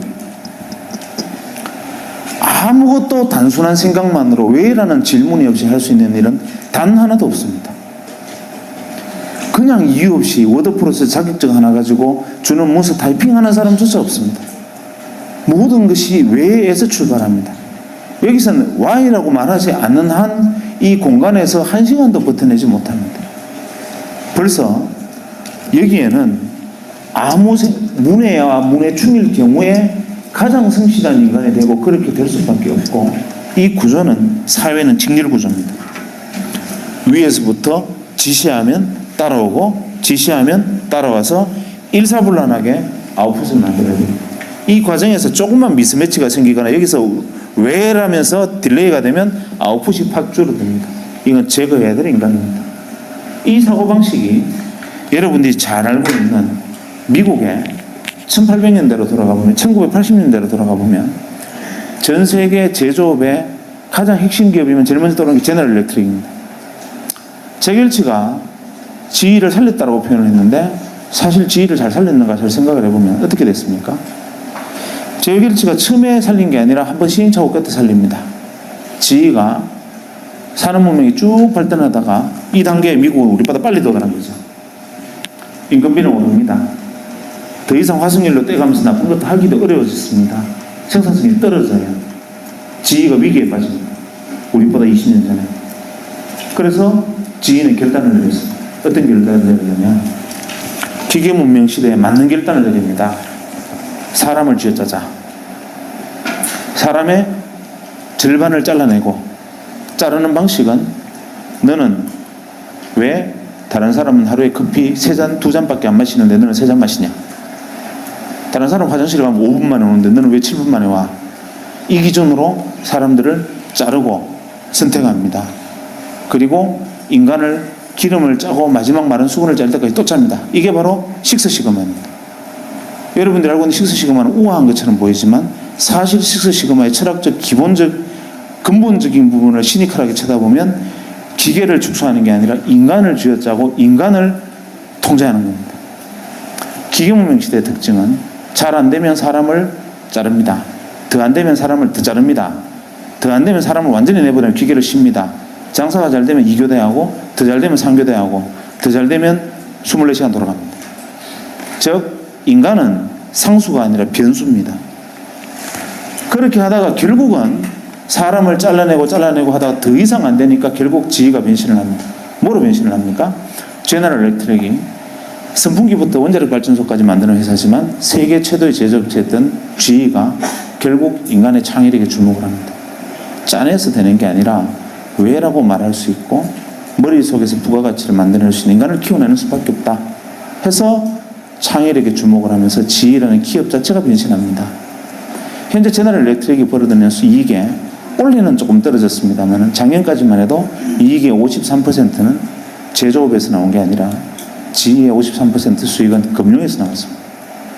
GE 캐피탈, GE 파이낸스와 같은 데서 M&A도 하고 R&D도 하고 심지어는 뭐 돈도 빌려주고 즉 기계에서 만들어낸 부가가치가 아닌 사람의 머리에서 만들어낸 부가가치가 제너럴 일렉트릭이라는 세계 최대의 생산 기업의 속성을 바꿔버리고 제너럴 일렉트릭은 그렇게 변신함으로써 살아남는 데 성공합니다. 그러나 우리나라 기업들이 여기 와서 문제 부닥칩니다. 이제 와서 문제 부닥칩니다. 이 안에서 살아남고자 하는 대표적인 제가 이거는 망해라고 생각하는 기업들은 있지만 학생들 앞이니까 그런 얘기를 하면 큰일 날 거고 잘 바뀌었어 라고 생각하는 게 대표적으로 포항제철 같은 포스코를 봅시다. 포스코는 우리가 알고 있는 기계문명 시대의 가장 대표적인 기업입니다. 붉은 고로에 코크스를 떼서 쇳물을 녹여냅니다. 그리고 어마어마한 에너지를 소모합니다. 그런 포스코가 환경기업이다 이렇게 표현하면 말이 되는 소리입니까? 아닙니다. 그러나 포스코는 분명히 환경기업입니다. 포스코는 파이낸스 공법이라는 공법을 만들었는데 연료를 15% 정도 덜 사용합니다. 세계 모든 조선소보다 원료를 15% 덜 사용하니까 연료비 절감이 문제가 아니라 어떤 이익이 생겼느냐면 조선소 기준으로 할당받은 탄소 배출량에서 여유가 생겼습니다. 이제 한 20% 정도까지 이 연료를 덜 사용하다 보니까 탄소 배출권이 20% 정도가 남았어요. 그래서 탄소 배출권 시장에서 포스코가 탄소 배출권을 팝니다. 황당하지 않습니까? 세계에서 가장 많은 에너지를 많이 소모하는 기업인 포스코가 자기 혁신을 통해서 탄소 배출권을 여유를 남겨가지고 탄소 배출권 시장에 가서 유럽에 가서 자기 탄소 배출권 팔아먹습니다. 이제는 하다 그것도 아니니까 무슨 짓을 하느냐면 발생한 탄소를 바다에 땅을 파서 거기다 탄소를 묻어버리는 이산탄소를 묻어버리는 지금 사업이 뛰어들고 있습니다. 그 다음에 포스코가 연료를 또 줄이기 위해서 무슨 짓을 하느냐면 우리나라에서 풍력발전과 조력발전에 가장 앞서 있는 기업이 한국전력이다 잘못 알고 있습니다. 포스코입니다. 풍력 발전과 조력 발전까지 뛰어들어서 이미 환경, 소위 말하는 에코, 녹색 그린 자켓을 입고 돌아다닌 지가 오래됐습니다. 그래서 그 중무장대 산업 포스코가 지금 워렌 버핏이 투자해놓고도 더 많이 투자하지 못해서 안타깝다라는 평을 들을 만큼 변신에 성공합니다. 여기에 속한 기업이 이 옷을 입고 바뀌어간 것이죠. 이런 것들이 바로 우리가 보아야 할, 큰 버드뷰로 보아야 할 변화와 인식들입니다. 과거에는 직렬구조, 위에서 밑으로 일사불란하게 지나가는 게 중요했다면 지금은 병렬구조여야 합니다. 직렬구조에서는 왜라는 질문이 없습니다. 거물코처럼 이어진 병렬구조는 수많은 사람들이 평등한 네트워크로 낮추고 몸을 낮추고 같은 레벨에 서서 서로 왜라는 질문을 던지다 보면 그 왜가 뭉쳐서 거대한 창의성이 됩니다. 직렬이 아닌 병렬, 수직이 아닌 수평, 이런 시대가 벌어지고 있는 거고, 그러다 보니 과거에는 나는 여기에 서거나 여기에 서거나 여기에 설 수밖에 없었지만 지금은 때에 따라서는 동일한 선상에 설 수 있고 때로는 CEO만큼 중요한 역할과 중요한 의문을 나도 던질 수 있는 사람이 되기도 합니다. 대신 나 한 사람이 그렇게 잘나서 나 없다고 세상이 잘 돌아가는 세상도 아닌 게 됐고, 그래서 이런 시대를 가르쳐서 우리는 웹 2.0의 시대라고 부르기 시작했습니다. 이것도 99%의 마인드로 보면 웹 2.0의 시대 좋지, 뭐 메타 검색, RSS 같은 게 대표적인 것이지, 위키피디아 봐, 수많은 사람들이 뭐 의견을 올리니까 뭐 브리테니카를 뛰어넘는 지식이 생기잖아 라는 것이 상투적인 99%의 생각이라면, 진짜 웹 2.0 99%의 1%의 생각은 무엇이냐면, 사람들이 병렬로 이어졌을 때 그 병렬의 거물코 사이에서 일어나는 수많은 왜라는 창의력들, 그 생각들이 뭉쳤을 때 그야말로 개별지성이 아닌 집단지성의 승리가 오는 시대가 바로 이 시대다라는 것을 생각하면 여러분들이 지향해야 될 바는 너무나 뚜렷하게 앞에 던져져 있습니다. 그러나 문제는 무엇이냐면, 지금 현재까지 제가 여러분에게 한 이야기는 어디까지나 또 오늘로부터 뒤로 10년의 이야기였습니다. 지금 저는 상당히 좀 고민에 빠져 있습니다. 2008년이 벌써 중간쯤 접어들고 있고, 또 한 1년 정도 지나면 어느새 2010년에 접어듭니다. 분명히 지금 누군가는 지금 제가 말하고 있는 것이 아닌 새로운 W를 들고 나올 겁니다. 내가 보지 못하는 세상을 보고 내 생각이 닿지 못하는 곳에 생각이 미친 사람들이 지금 오늘 제가 한 이야기가 아닌 상상도 할 수 없는 어떤 이야기를 들고 와서 또 뭐라고 주장을 할 텐데, 저는 두려운 것이 그 사람 이야기가 돈키호테야 이렇게 들릴까봐 걱정스럽고 그게 안 보이는 게 고민입니다. 지금쯤이면 새로운 또 W가, 앞으로 10년 후의 W가 슬슬 실체를 드러내고 보여야 되는데 이게 지금 제 눈에 안 보입니다. 그래서 굉장히 요즘은 마음고생이 심합니다. 어떨 때는 밤에 잠이 안 옵니다. 왜냐하면 이걸 못 보면 불과 1년만 지나면 또 유기물이 되잖아요. 그래서 농담이 아니라 진짜로 저는 올여름부터 다시 또 사람을 만나러 다닐까 싶습니다. 그래서 또 많은 사람을 만나고 또 이야기를 듣고 귀를 기울이고 생각과 판단을 빌리고 지혜를 모아서 또 다음 세상을 내가 정리하고 내 파일에 담아가야 되겠구나. 나는 어차피 1% 인간이 아니니까 다른 사람의 능력과 지혜를 모아서 또 그것을 빌려서 뛰어들어야겠구나 하고 고민을 하고 있습니다. 그래서 한 다음 달쯤부터는 제가 신문사에 요청을 했습니다. 중앙일간지에 내가 사람 만나서 하는 인터뷰를 할 테니까 직격 인터뷰를 하는 형태로 신문 한 면을 달라. 그래서 오늘 마침 오케이 하고 오는 길입니다. 왜냐하면 중앙언론사 인터뷰를 제가 맡게 되면 내가 만나고 싶은 사람 아무나 만나도 되니까 가서 쉽잖아요. 그래서 만날 수 있으니까 도움이 될 거다. 두 번째, 지금 우리가 생각하는 이상의 다음 10년은 또 뭔가 튀어나올 거다. 이런 것들을 준비하기 위해서 내가 경험해보지 못했던 세상들을 경험해야 되고, 내가 몰랐던 세상들은 계속 뛰어들어요. 두려워하지 말고. 내가 모르고 있던 것, 그 세상은 어떻게 돼? 난 그거 잘 몰라. 이러면 들어가 봐야 됩니다. 아니, 난 그거 모르는 거야. 이러지 말고. 그래서 옛날에 피터 드러크는, 현대경영의 아버지 피터 드러크가 이런 무식한 말을 했습니다. 기계문명의 시대에 합당할 때 이런 말을 했죠. 세상에 가장 어리석은 인간은 자기가 잘하는 것을, 제일 잘하는 것을 더 잘하려고 그러지 않고 잘 못하는 것을 잘하려고 노력하는 인간이 제일 무식한 인간이다. 그래서 현대경영학은 자기가 제일 잘하는 것을 더 잘하려고 노력해서 송곳처럼 뾰족한 사람이 돼야지, 잘 못하는 것을 더 하려고 노력하는 것은 어리석은 일이다. 이건 피터 드러크 이야기입니다. 어느새 우리는 통습을 이야기합니다. 무슨 소리 하느냐? 네가 하고 있는 그것이 그냥 기술을 단순한 테크닉으로 잘 나가지 않으려면 그것에 통찰을 키워주고 직관을 키워주기 위해서 네가 하고 있는 것들이 아닌 모든 것들을 알고, 그런 생각들이 그물처럼 연결되어서 네가 할 수 있는 일에 대해서 버드뷰로 내려다보는 큰 통찰을 남겨줄 것이다. 통습의 시대다. 옛날에는 송곳의 시대라면 이제는 통습의 시대다. 이렇게 말을 하고 있지 않습니까? 그러니까 여러분들은 지금 저보다 훨씬 많은 고민에 빠져 있어야 됩니다. 왜냐하면 이제 저는 40대 중반이니까 아니면 말고 그냥 뭐 유기물이면 됐대. 유기물도 좀 폼나는 유기물이니까 이제 됐잖아. 이렇게 해도 그만입니다. 하나, 이제 여러분들은 어떻게 보면 자기 생에서 내가 꿈꾸고 내가 생각했던 것을 실제로 실행해 볼 수 있는 처음 단계에 막 발을 들여놨습니다. 인간은 20대에는 무엇인가를 하기 위한 준비를 하는 단계고, 30대는 그 준비된 것을 가지고 실행하는 것이고, 40대는 실행된 것을 지키는 겁니다. 40이 넘어서 무엇인가를 실행하는 것은 불가능합니다. 그래서 공자는 40을 유혹이 없는 나이 불혹이라고 그랬습니다. 30에 실행하지 못하면 40은 존재하지 않습니다. 문제는 20에 준비되지 않으면 30에 실행되지 않습니다.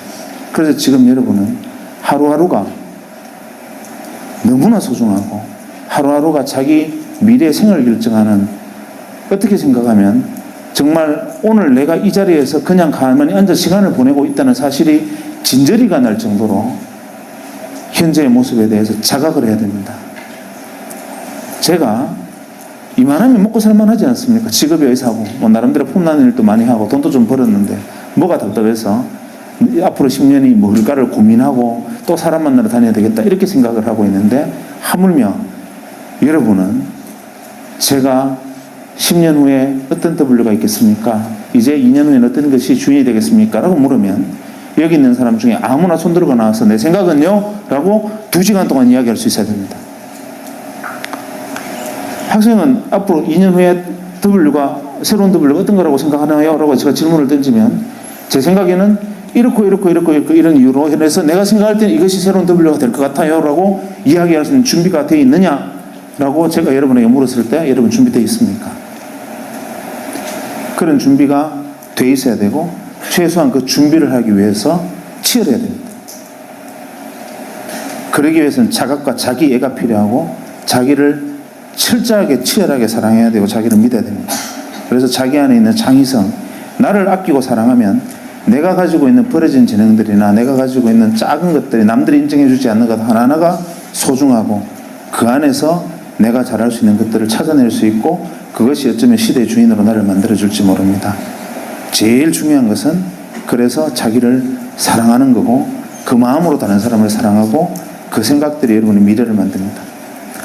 지난해 타임즈의 표지 모델이 누구였든지 기억하고 계시죠? 바로 타임즈 표지 모델이 사람이 아니었고 바로 손가락이 딱 그려져서 이렇게 돼 있었죠. 의미심장한 겁니다. 예전에는 특정 엘리트한 사람을 원래 인물로 뽑았지만 지난번에 타임즈는 여기 있는 한 사람 한 사람 당신이 바로 원래 인물입니다. 중요한 이야기를 던진 겁니다. 여러분 한 사람 한 사람이 우주고, 여러분의 창의성을 어떤 식으로 키워나가느냐에 따라서 여러분의 시대의 주인이 될 수도 있고 잉여인간이 될 수도 있습니다. 선택은 여러분에게 있습니다. 들어서 고맙습니다.